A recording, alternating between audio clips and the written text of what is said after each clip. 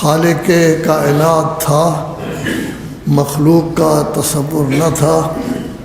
پہلے ایک خاص مخلوق کو، حقیقت محمدیہ کو پیدا کیا، پھر اس کے بعد زمین آسمان یہ تمام چیزیں بنانے کے بعد حضرت انسان کو پیدا کیا۔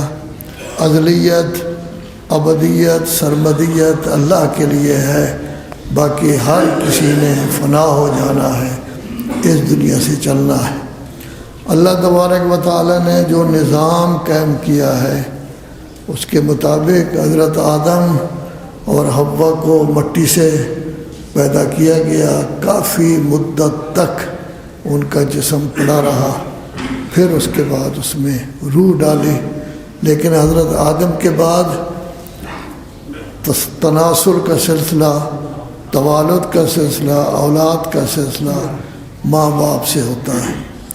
گویا اللہ تبارک و تعالی منعم حقیقی ہے، اس نے ہی ہمارے والدین کو پیدا کیا، اس نے ہی ایسی چیزیں پیدا کی، خوراک کہ جس کی وجہ سے والدین جوان ہوئے، بڑھے، پھر انہی کی وجہ سے والدین کا آپس میں ملاپ ہوا، بچہ پیدا ہوا۔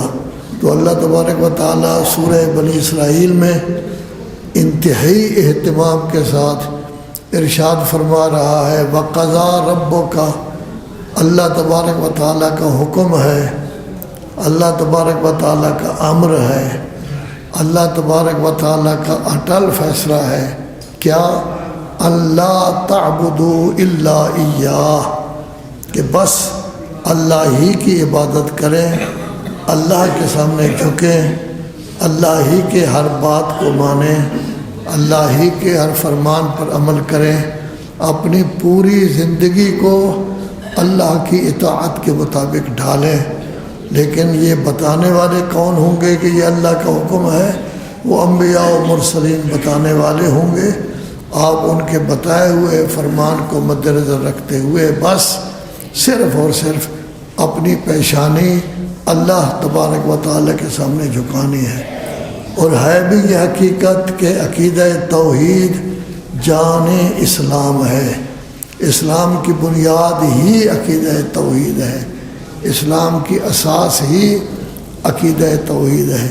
اسی لیے بعض روایات میں یہاں تک بیان کیا گیا ہے کہ اگر کوئی آدمی ایسے علاقہ میں رہتا ہے کہ اس کو پتہ ہی نہیں چلا کہ کوئی نبی، امام، مرسلین آئے بھی ہیں یا نہیں، اس کو کوئی علم نہیں ہو سکا، لیکن عقیدہ توحید اس کے ذہن میں ہے، یعنی عقیدہ توحید کا مطلب کیا؟ وہ جانتا ہے کہ مجھے کسی ذات نے جو تمام چیزوں سے برتر ہے اس نے مجھے خلق کیا ہے۔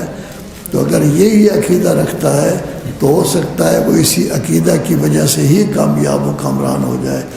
لذا اسی لیے جب رسول اعظم صلی اللہ علیہ وآلہ وسلم